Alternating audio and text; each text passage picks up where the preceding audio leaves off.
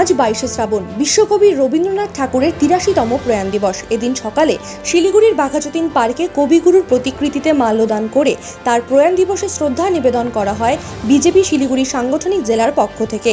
এদিন কবিগুরু রবীন্দ্রনাথ ঠাকুরের তিরোধান দিবসে বিজেপি শিলিগুড়ি সাংগঠনিক জেলার পক্ষ থেকে রবীন্দ্রনাথ ঠাকুরের মূর্তিতে শ্রদ্ধা জ্ঞাপন ও পুষ্প নিবেদন করা হয়।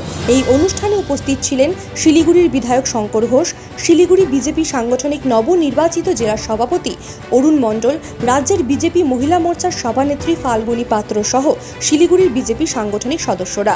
এর পাশাপাশি এদিন সাংস্কৃতিক অনুষ্ঠানের মাধ্যমে কবিগুরুকে শ্রদ্ধা নিবেদন করা হয়।